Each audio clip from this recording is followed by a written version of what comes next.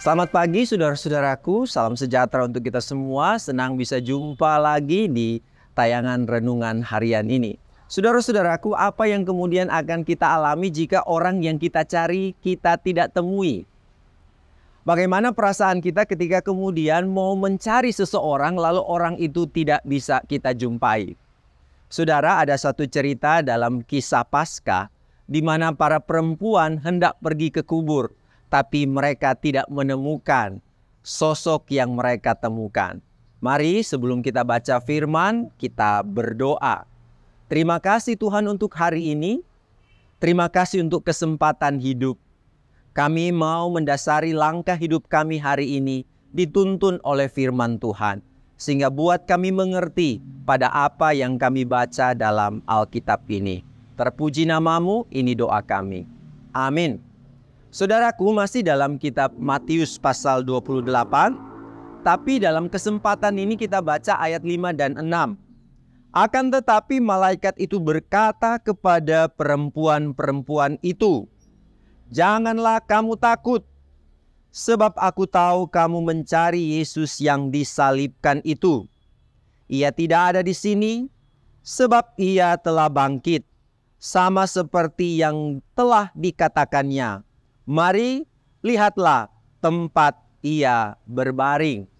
Saudaraku yang terkasih, yang ada di pikiran perempuan-perempuan yang pergi ke kubur adalah mereka hanya mau berjumpa dengan jenazah daripada Yesus. Tidak ada di pikiran mereka bahwa mereka akan menemui kubur Yesus itu sudah kosong sebagai tanda di mana Yesus telah bangkit.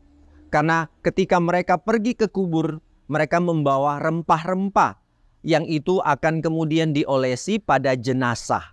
Jadi ada dalam pikiran mereka bahwa mereka ke kubur bukan mau menyaksikan berita Paskah, tapi mereka ke sana hanya mau kemudian melumuri jenazah atau tubuh daripada Yesus dengan rempah-rempah yang mereka bawa. Tapi saudara-saudaraku, apa yang terjadi? Ketika kemudian mereka tiba di kubur itu, mereka melihat bahwa ada satu kejadian yang menggemparkan. Bahkan penjaga-penjaga dikatakan pada renungan kita kemarin, itu ketakutan. Ketakutan mereka sehingga kemudian digambarkan seperti orang yang sudah mati. Sekarang, hal yang sama juga dialami oleh para perempuan. Tapi saudaraku, kita lihat bagaimana malaikat datang untuk menguatkan mereka. Kalau ke penjaga-penjaga tidak ada perkataan jangan takut. Tapi kepada perempuan-perempuan ini, kalimat ini atau kata ini keluar dari malaikat Tuhan. Seperti yang tercatat dalam ayatnya yang kelima. Janganlah kamu takut. Saudaraku, seperti renungan kita kemarin bicara soal ketakutan. Salah satu kegagalan terbesar dalam kehidupan kita adalah ketika rasa takut itu muncul. Tapi saudaraku, perlu juga dicatat bahwa ketakutan tidak selamanya punya dampak negatif dalam kehidupan kita. Saya teringat anak kecil di rumah, anak kecil saya yang kemudian yang tua. Ketika kemudian dia mau mengerjakan sesuatu, tapi kalau dia rasa takut, dia kemudian akan meminta bantuan kepada ayahnya atau ibunya. Ya. Kenapa? Rasa takut pada sesuatu membuat anak saya itu jadi waspada. Dia kemudian menjadikan rasa takut itu sebagai alarm untuk bisa menentukan, oh ini bahaya, oh ini tidak. Ketakutan muncul karena ada kondisi di mana kemudian apa yang bisa dia lakukan ini membahayakannya. Sehingga pada akhirnya dia mencari bantuan pada yang bisa membantunya. Kata malaikat kepada perempuan, jangan kamu takut. Ini jadi sebuah semangat hidup buat para perempuan yang tadinya mau datang ke kubur hanya untuk melihat jenazah Yesus. Tapi sekarang mereka diperlihatkan pada satu berita yang kemudian sangat besar. Yang mempengaruhi kehidupan umat manusia. Yaitu soal apa? Kebangkitan Kristus. Kata malaikat dalam bacaan Alkitab ini, ia tidak ada di sini sebab ia telah bangkit. Saudara-saudara yang terkasih dalam Tuhan, Tuhan bangkit untuk menghilangkan rasa takut di dalam diri kita. para perempuan yang bersedih akhirnya kembali bersemangat karena Paskah. Kita semua juga yang dalam pergumulan, persoalan, dan tantangan kehidupan bisa membuat hidup kita seolah tak ada harapan lagi. Kita kehilangan harapan untuk hidup. Kita berdiam diri, kita menyesali keadaan.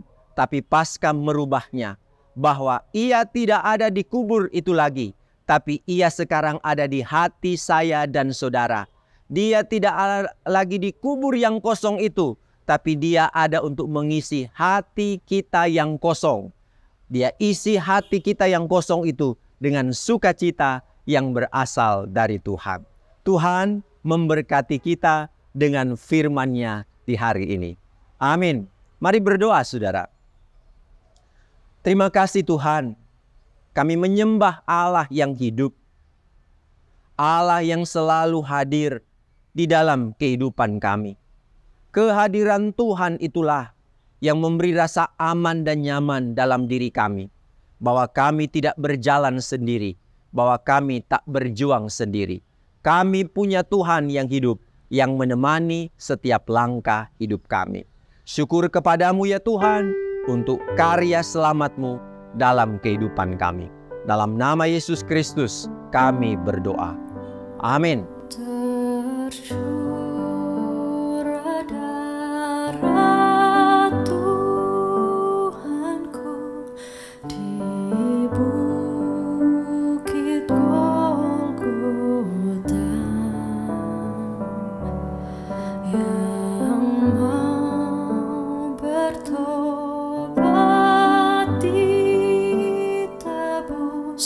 Tak